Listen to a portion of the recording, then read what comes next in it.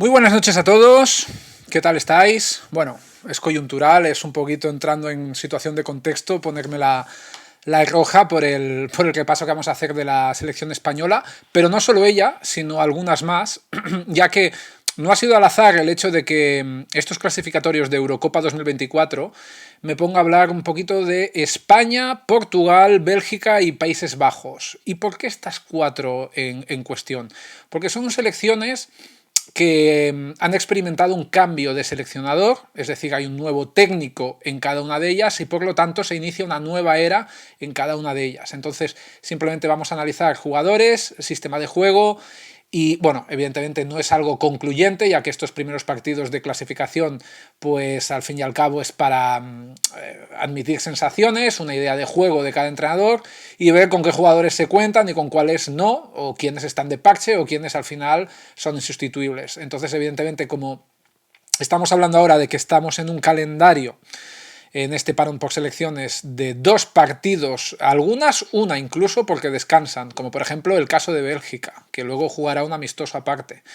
Pero el caso de España, Portugal y Países Bajos en principio juegan 2 encuentros. Portugal ya de hecho ha jugado los 2 partidos. España lo jugó mañana y Países Bajos ya lo está jugando hoy también.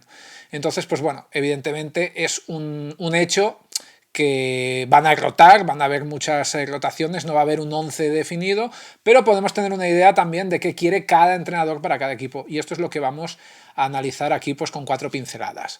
Así que nos vamos ya directamente a la cámara con las alineaciones y empezamos con España.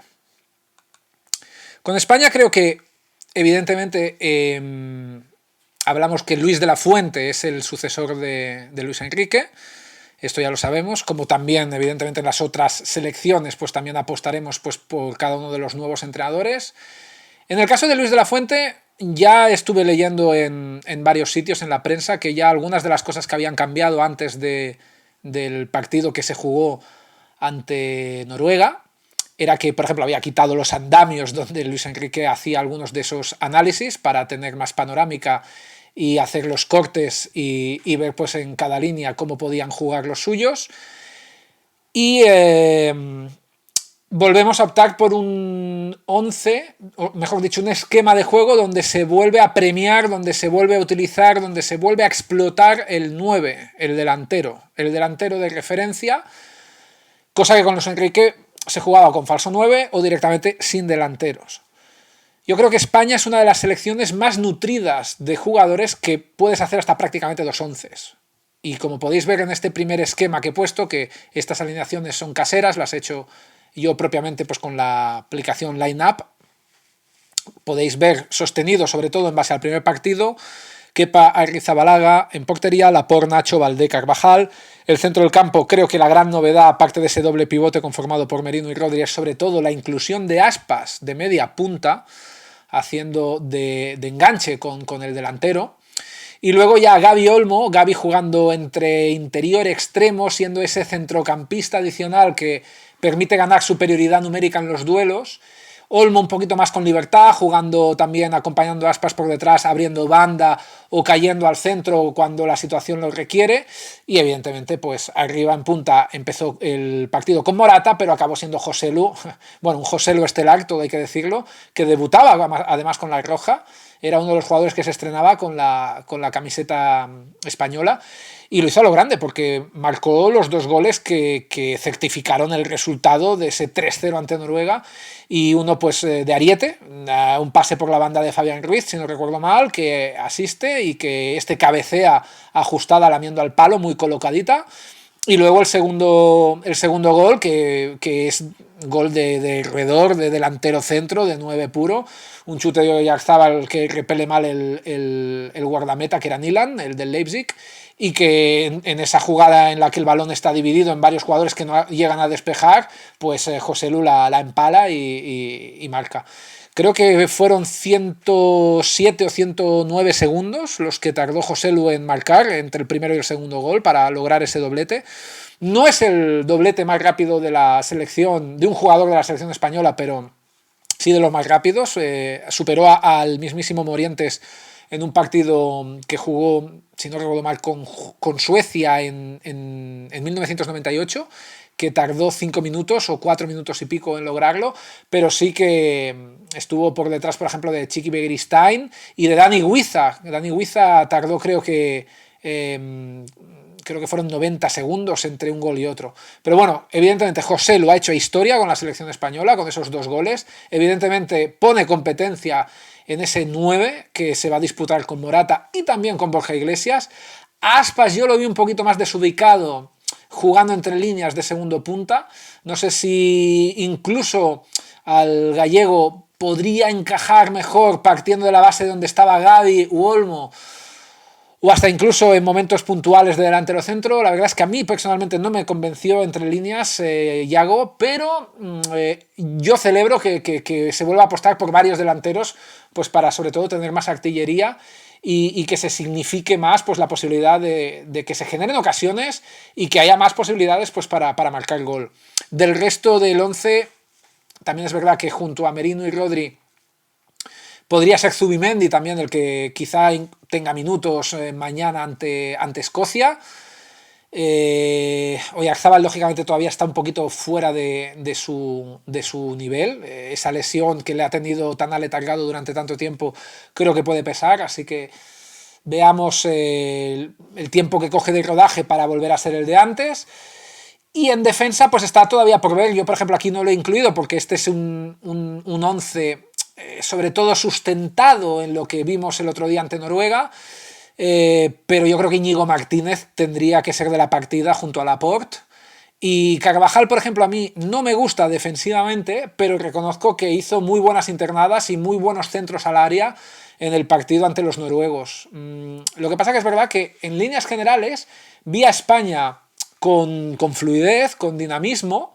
Evidentemente José Lu fue letal en esos goles finales cuando el marcador estaba siendo pues muy apurado, pero a mí hubo momentos que me faltó frescura, sobre todo para generar más juego en el centro del campo, es decir, iniciar jugadas. Creo que Noruega presionó muy bien, sobre todo con los mediocampistas, con Odegaard, también con Aursnes, el interior del Benfica, que hizo un muy buen partido. De hecho, tuvo también una clarísima que Kepa desvió. Y luego, pues bueno, estaba también esa baja significativa de Haaland, que no podía jugar porque se lesionó. Y Sorloz, lo siento, pero a salvedad de una que tuvo lamiendo el larguero por fuera, intentando buscar la escuadra, realmente estuvo muy desaparecido en todo el encuentro. Entonces, sí que es verdad que hubo momentos, hubo tramos del partido que se generó juego entre líneas y sobre todo por esa presión algo más asfixiante de Noruega, que podía haber llegado el gol del empate en cualquier momento. Creo que esta España todavía le faltan mecanismos para defender mejor de lo que lo ha hecho, pero es verdad que en líneas generales el centro del campo gusta y el ataque pues es bastante demoledor en cuanto a la definición, en cuanto a la finalización. Y allá donde Morata pues tuvo un partido más discreto, José Lu hizo toda la faena pues aportando la dinamita. Estas son un poquito las sensaciones que me quedan de esta nueva selección, donde también me gustó mucho Ceballos en el segundo periodo, jugando entre líneas, dando el último pase. Tuvo un par de ocasiones dando ese pase filtrado que podía haber acabado en asistencia de gol. Y es una selección esta que me gusta por la competitividad que le puede aportar Luis de la Fuente con esos jugadores que marcan tanto las diferencias del centro del campo hacia arriba, doblando plantilla y con mucha pólvora y sobre todo jugando con varios nueves. También no dispuso de minutos Borja Iglesias y creo que entre Morata, Joselu, él y luego Aspas pues tenemos muchos más delanteros de referencia. También es verdad que atrás, junto a Íñigo Martínez, podríamos darle minutos también a David García, que nos llenamos la boca diciendo que es uno de los mejores centrales de la liga y sin embargo no ha debutado todavía con la selección. Pero poco a poco, a mí me está gustando este combinado y hay que ver pues cómo se va desarrollando en los siguientes partidos. Ahora con Escocia jugará mañana, está empatado a puntos, igual que España ganó 3-0 a Noruega, hizo lo mismo con idéntico resultado Escocia frente a Chipre. Y veamos pues cómo se desenvuelve ese encuentro mañana, antes de volver otra vez pues a todas las ligas domésticas. Y ya con ello, pues vamos a pasar... Bueno, me gustó también, quería comentar aquí también un detalle, esas declaraciones de Iago Aspas, del genio de Moaña, que dijo en una rueda de prensa previa al partido también de Noruega que decía que con Luis Enrique no había plan B. Son declaraciones con muchas intenciones porque, bueno, la idea de Luis Enrique era una y ahora yo creo que lo que quiere decir, sin menospreciar o maltratar al antiguo seleccionador, es que Luis de la Fuente puede aportar quizá varios registros con todos estos jugadores, ya sea por fondo de plantilla, por fondo de armario, o también por eso por esos registros de juego, ¿no?, que se pueden aportar si cambiamos al sistema, un 4-3-3 o un 4-2-3-1, fase defensiva. Hay que ver cómo se desarrolla esta idea en los siguientes partidos. Ahora asistimos al siguiente partido, al siguiente combinado, a la siguiente selección, sería Portugal. También, evidentemente, de eso va este directo. Estamos hablando de 4 selecciones top europeas, 4 selecciones europeas top, donde estrenan seleccionador. Igual que en el caso de España teníamos a Luis de la Fuente, pues tenemos en Portugal a Roberto Martínez. Sí, Bob Martínez. Roberto Martínez, que muchos conoceréis de su dilatada trayectoria en la Premier, por ejemplo también con el Wigan, o ahora ya con mucha experiencia como seleccionador durante, creo que han sido 5 o 6 años con Bélgica, y debutaba estos días con un calendario, todo deba decirse, amable, el de Portugal, puesto que ha tenido rivales de una entidad pues bastante más asequible, ya que ha tenido enfrente a Luxemburgo, a Liechtenstein y... A ver, yo el caso de Luxemburgo me da algo más de respeto porque veo una selección que hay varios jugadores que están en la élite, aunque otros tantos estén en fútbol semiprofesional o incluso amateur. Pero el caso de Luxemburgo, perdón, de Liechtenstein, sí que es una selección puramente amateur, donde lógicamente una selección como Portugal pues tiene que dar el do de pecho y ganar y golear. Entonces, a mí personalmente me tiene que decir algo más esta selección a todo lo que haga ante rivales de mayor calibre. Y nos vamos un momento al chat, que me han comentado por aquí, que estaba yo aquí desatado hablando de la selección, o sea, de cada combinado. ¿Qué nos dice aquí? Tenemos a Asturcón. Nos dice, Carvajal a cargar, supongo que... Mira, me ha ido bien que lo escribieras mal, porque así no nos lo han... no nos lo han censurado. Dicen que no está ni para el Sporting de Gijón. Bueno, es lo que digo. Yo, a mí, defensivamente, Carvajal no... Espérate un momento, que voy a poner otra vez a la selección española. Aquí la tenemos, ya que estamos ahora volviendo atrás. Ya lo he dicho, para mí Carvajal no es un jugador que cuando llegue a una selección de bastante entidad me atrevería a poner, porque yo creo que se va a sufrir mucho atrás, ya que los recorridos que tenga Carvajal en la banda pueden repercutir luego para que le cojan a la espalda. Entonces a mí me da miedo, sinceramente, y ya Noruega tuvo un par de ellas que se fue entre central y lateral o incluso más allá del lateral. Entonces yo sí que ahí me da un poquito de coraje, me da un poquito de respeto, pero sí que es verdad que lo que me gustó mucho fueron los 2 o 3 centros al área que dio, que no acabaron en gol de milagro por falta de finalización de sus compañeros, pero que realmente parecía un guante en seda lo que llevaba el jugador blanco. Luego nos comenta, poco se dice de Ceballos y Nacho, 2 reservas del Madrid que fueron a la selección.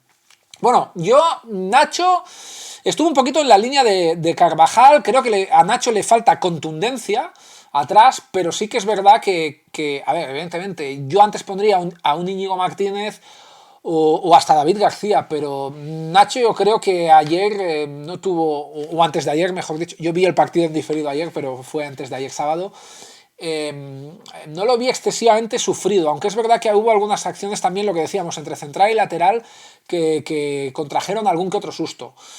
Sin embargo, sí que Ceballos me gustó.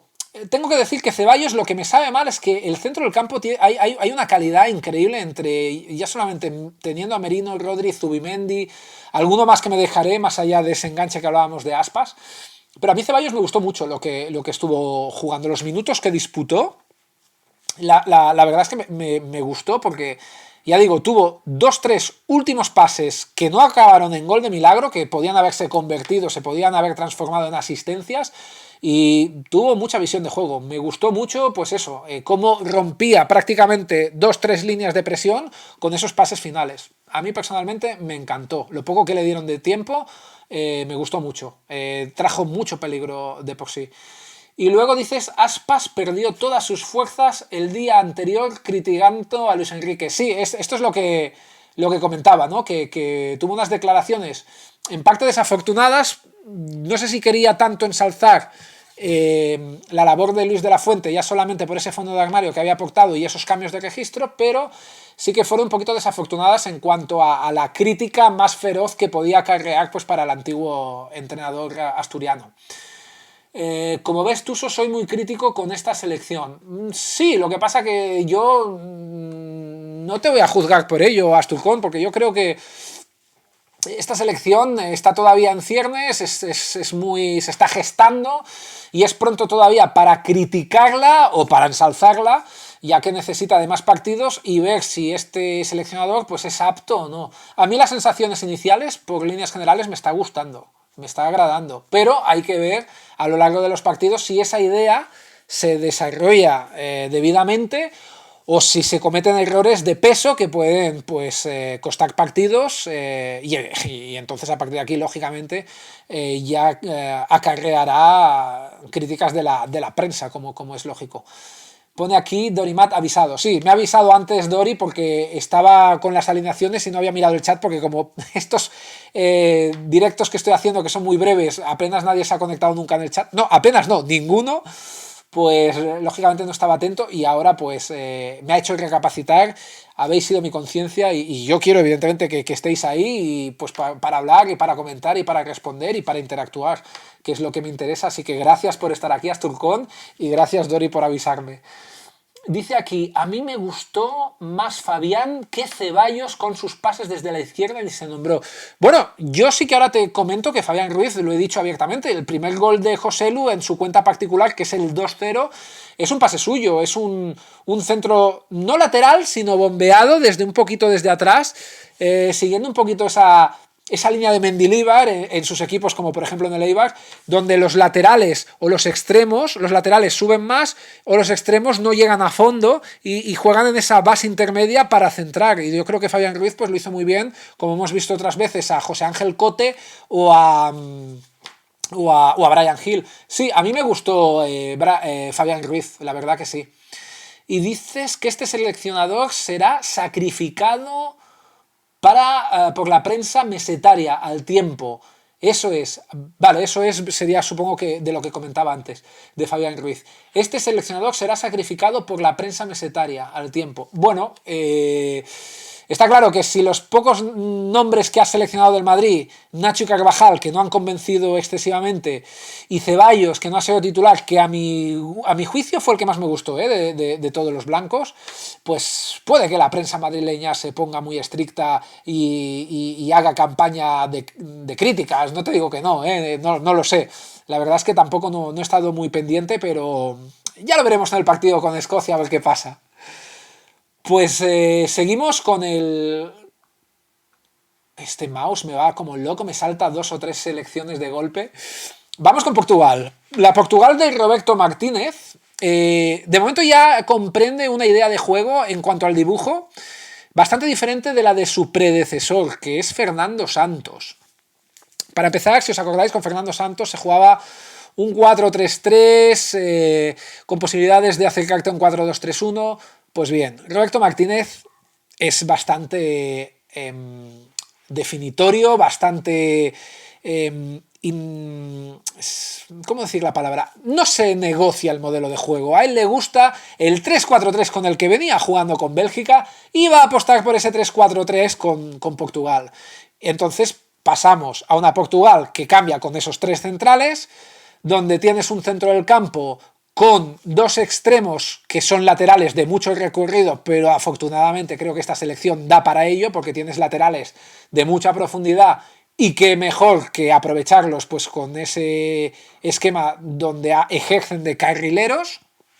Y luego finalmente yo he llegado a ver, ojo, a Bernardo Silva incrustado como un tercer centrocampista, aunque es verdad que muchas veces se descolgaba para hacer de tercer delantero.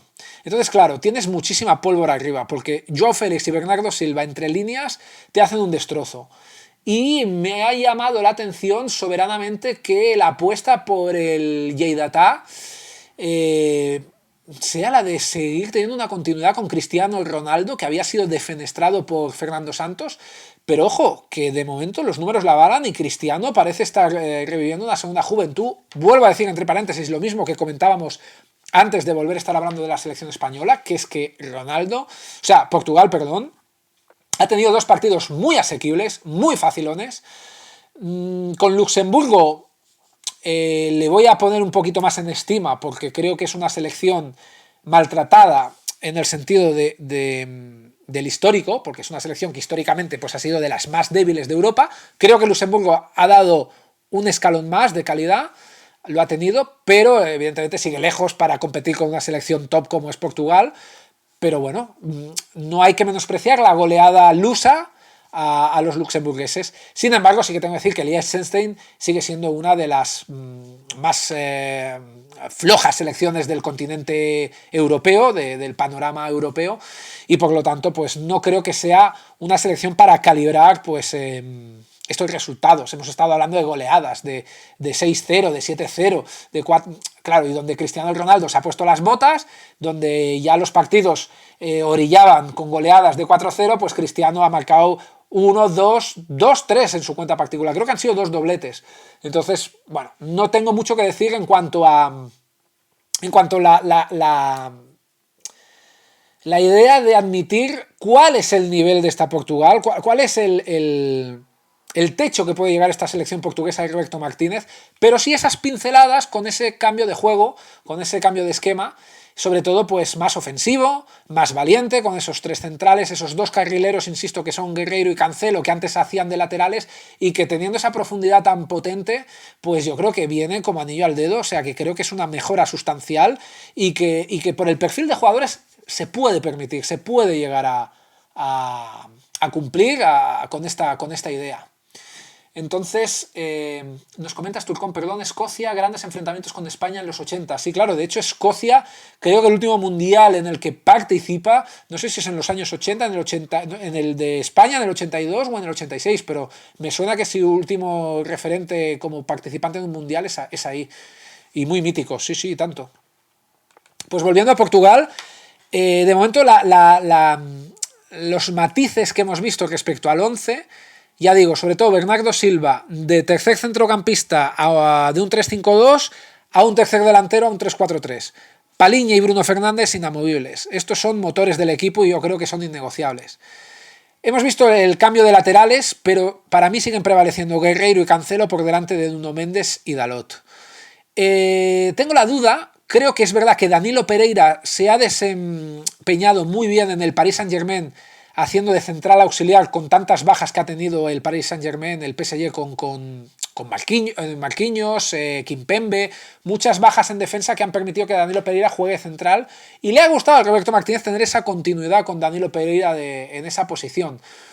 Entonces, la clave es quién acompañaría a Rubén Díaz y Pereira entre esos tres centrales para ese tercer central, porque están teniendo una temporada muy buena, tanto Inácio del Sporting Portugal, así como Antonio Silva en el Benfica. Yo personalmente te diría, ahora por ahora, Antonio Silva, porque yo creo que es un muro el Benfica y lo está demostrando partido a partido, ya no solo en la Liga Nacional Portuguesa, en la Liga NOS, sino también en la Champions. Este Benfica imparable que empató los dos partidos en la fase de grupos con el PSG, que derrotó a la Juve, dejándola eliminada en la cuneta en el cartucho de la Europa League, y que goleó sin problemas al Brujas. Ahora evidentemente va a tener un partido más complicado con el Inter, pero para mí el Benfica, con Antonio Silva en el eje de la zaga, está siendo impresionante. Mariscal. Sin embargo, Ignacio también está haciendo una buena temporada en el Sporting y sin ir más lejos, bueno, uno de los últimos partidos que estuve viendo de los lisboetas, bueno, en este caso del Sporting, porque los dos son lisboetas, tanto Sporting Portugal como Benfica. Del Sporting estuve viendo la eliminatoria de Europa League con el Arsenal, que en la ida fue un 2-2 y donde Ignacio marcó un gol en la salida de un córner cabeceándolo.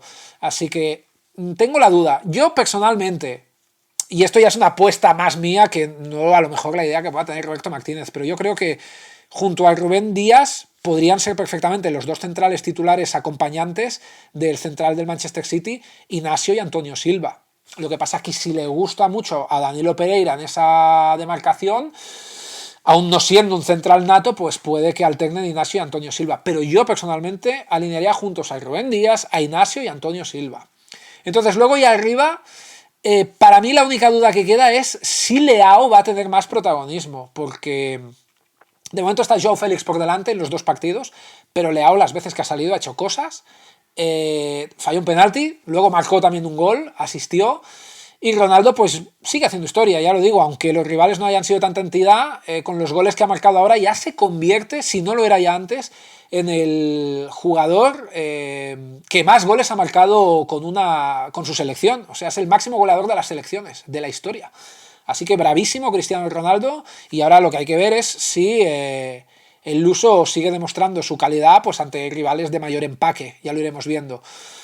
Nos quedamos un poquito con esta línea de Portugal.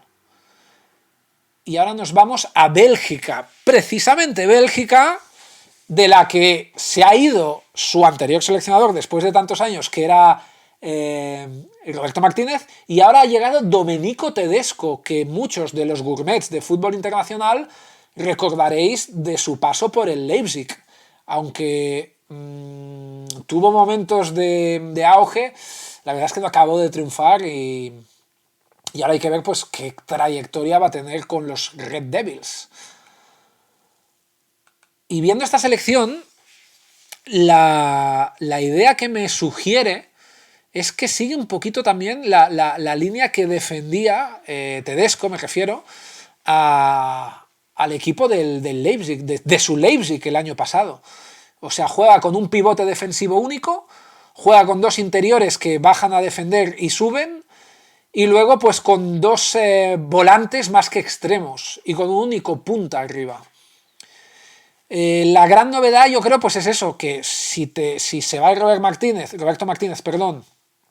que tenía un esquema mucho más ofensivo, el que hemos visto con Portugal ahora, recuperas defensa de 4 y tienes un medio del campo más poblado y con un único punta de referencia. También deba decirse que el único partido oficial que ha jugado la Bélgica de Domenico Tedesco se saldó con una goleada 0-3 a Suecia. Y por cierto me estaba acordando de Ibrahimovic, que la vuelta de su lesión parece ser que ha pasado por más pena que gloria. Pero tenemos que decir que el que estuvo estelar fue Romelu Lukaku. Efectivamente, Lukaku se hinchó. Fue el que tuvo fue el que marcó los 3 goles, logró un hat-trick que le dio ese triunfo por 0-3 a Bélgica en Suecia. Y ahora hay que ver pues qué más partidos va a disponer Tedesco para seguir manteniendo este 11 tipo, este modelo, este esquema de juego, o si va cambiando las piezas o cambia el sistema. Vemos también como referencia Onana, que le da mucho protagonismo en ese pivote que hace de enlace entre los defensas y los medios. Onana es Amadou Onana, el jugador del Everton. Sigue manteniendo una pieza tan consagrada como es Vertonghen, pero ya han rejuvenecido la media de edad de la zaga con Wout Faes, que todos recordaréis por su gran papel desempeñado en el Stade de Reims, en el Alicante, el año pasado, y este año fichando por el Leicester, lo que aún está lejos del mejor Faes que recordamos. Y luego Tit, aquí de lateral, pero también es central, el jugador del Rennes. Veamos si sigue manteniendo su posición en el lateral o pasa al lado central. Y luego yo creo que el gran mago para este equipo, además de su gran líder que es Kevin De Bruyne, KDB, tenemos también a Trossard, que Trossard se salió en en el Brighton, de tal manera que le sirvió para fichar por el Arsenal, por los Gunners, en este mercado de invierno, y ya se ha apoderado de la titularidad, jugándote tanto en punta de ataque como pegado a la banda. Aquí su funcionalidad es otra, juega más de interior, con libertad de movimientos junto a De Bruyne, y generando ese juego entre líneas y descolgándose pues, para llegar al área, pisando área. Tenemos a Carrasco, que yo creo que ahora está jugando porque ha revertido su pobre nivel de principio de temporada en el Atlético de Madrid. Ahora le hemos visto mejores partidos. Creo que gracias a eso pues está de vuelta en la selección. Y luego un Luque Bacchio, que ha sido para mí la gran sorpresa, porque dio 2 asistencias de gol de los tres goles de Lukaku. Y el jugador del Hertha de Berlín, pues yo creo que es un jugador que es algo intermitente, pero creo que de todos los que vemos aquí junto a Carrasco es el que tiene más desborde pues para poder jugar abriendo banda en ese extremo o incluso pisando desde atrás como volante. Así que una Bélgica en construcción que ya veremos cómo se desenvuelve y si va a tener un papel tan preponderante pues como lo había logrado Roberto Martínez. Así que mucha suerte, Tedesco, y vamos a ver. Y ya por último, cerramos ya este bloque, este programa con Países Bajos, que es otra de esas selecciones europeas top que también debutaba entrenador. En este caso, redebutaba, porque estamos hablando ni más ni menos que de Ronald Koeman, que después de la jubilación de Luis Van Gaal, pues Koeman ha vuelto a la selección, que la había dejado para ser entrenador del Barcelona, y ahora, pues ante esa retirada de Luis, pues vuelve Koeman, que yo creo que de todas las selecciones aquí analizadas, creo que es la que tiene una línea más continuista con respecto a la de su anterior seleccionador, al menos en lo que al esquema, lo que el dibujo de juego se refiere. Yo os tengo que ser sinceros, no vi el partido de Holanda, fue evidentemente un baño, fue un rodillo lo que hizo Francia, que goleó, pisoteó 4-0 a los Oranges. Pero también es verdad que, y por eso no vi el partido, venía con muchísimas bajas, muchísimas, y por lo tanto no podíamos calibrar, aunque tuviese en este caso sí un rival de muchísima entidad, ni más ni menos que el subcampeón del mundo, pero yo creo que eran demasiadas bajas como para poder razonar una idea, un sistema, un modelo, una intensidad, una actitud, una mentalidad. Los arrollaron, es verdad, pero yo creo que no ha sido concluyente para poder extraer algunas ideas claras. ¿Por qué? Porque entre sancionados, como podía ser Dumfries, y algunos lesionados, algunos de ellos, os he puesto aquí, como podéis ver, observar en el dibujo, algunas cruces amarillas. Realmente no sé exactamente lo que pasó, no me he documentado, pero la idea era que hubieron varios jugadores que le sentó mal algo, no sé si era alimenticio, no sé si fue algo de comida, de alimentos que estuvieron enfermos, hablando en plata, y no pudieron asistir en ese partido y eran bajas ilustres. Estamos hablando de Ligt, estamos hablando de Gakpo, que dicen que se pronuncia así, y luego lesiones físicas como vimos en la de Frenkie de Jong o la de Bergwijn, que directamente ni ha jugado. Entonces, claro, cuando te falta medio equipo, cuando te falta la mitad de la columna vertebral de tu 11 titular, pues difícilmente puedes llegar a sacar conclusiones. Así que vamos a ver cómo se desenvuelven los siguientes partidos. Ahora ya, el siguiente inmediatamente, el que juegue con Gibraltar, que tampoco me parece el mejor rival, porque un poquito aplicaría ese mismo paralelismo del de Portugal con Liechtenstein, por ejemplo, o en menor medida Luxemburgo. Pero bueno, a ver si los jugadores más top de esta selección pues van teniendo cabida y van entrando poco a poco. Creo que ha habido un cambio importante en la portería, porque de tener a Pasberg y el otro portero que no me acuerdo quién fue el titular del Mundial en esta Orange, en esta selección neerlandesa, volvemos a Cillessen, volvemos a una de las viejas glorias, uno de los viejos rockeros. Evidentemente Van Dijk es inconmensurable, creo que es uno de los mejores centrales del mundo y no creo que haya ningún seleccionador que quiera prescindir de él. Yo creo que del que no vamos a decir lo mismo es de Gertruida, que estuvo de parche y fue un coladero. Sin duda alguna creo que De Ligt es el que tiene que tomarle el testigo. Y fijaros que, igual que jugó Timber, que creo que acabará jugando Dumfries, aunque aquí lo veáis en segunda plaza como suplente, fue más por sanción, yo creo que acabará jugando Dumfries por delante de Timber, sin lugar a dudas. Por el lateral izquierdo, Blind también completó muy buenos partidos en el último Mundial. Pero es que fijaros que si del hijo Van Dijk alguno de los dos faltase, yo veo a Nathan Ake, al central del Manchester City, ejerciendo ahí como un central más. O sea, veo una combinación Van Dijk, Ake, De Ligt, Ake, si en este caso no están Van Dijk y De Ligt. Pero bueno, Blind para mí posicionalmente lo veo mucho más potente y más capacitado para ser el lateral izquierdo titular que Nathan Ake, que sin embargo Ake lo bueno que tiene es eso, te juega de central en cualquiera de las dos plazas o de lateral izquierdo.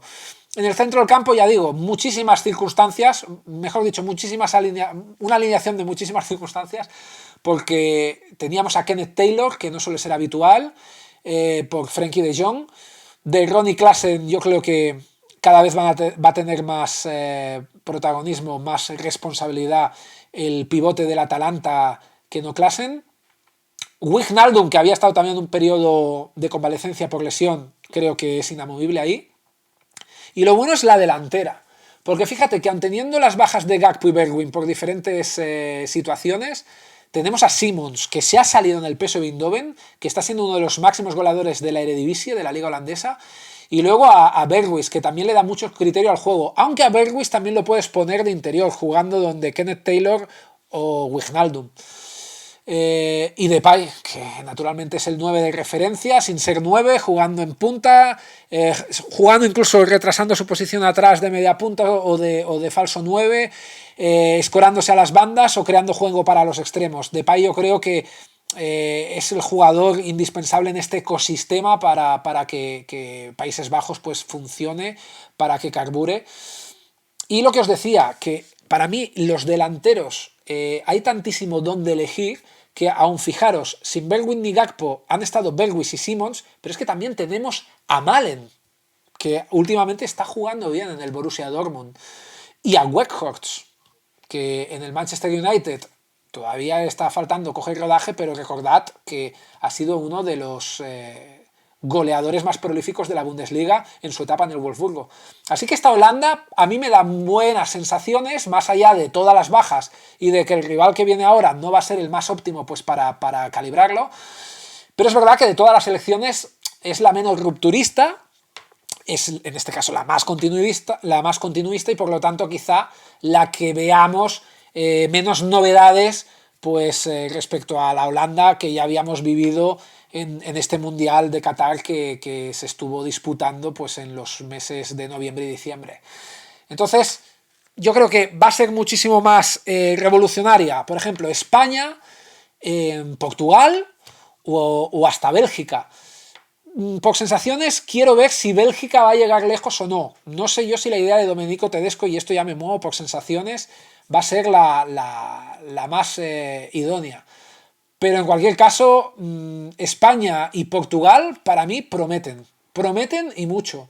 Ya veremos en este caso si al final pues se dan estos sentimientos o estas sensaciones y poco a poco lo iremos viendo. Ahora algunos partidos más de clasificación para esta semana y ya volvemos otra vez pues con las ligas nacionales, las ligas domésticas y evidentemente en lo que concierne el panorama español, la liga, que es la que más nos importa. Chicos, muchísimas gracias por la atención, que hayáis estado aquí presentes y seguimos con más directos. Muy buenas noches, cruceteros.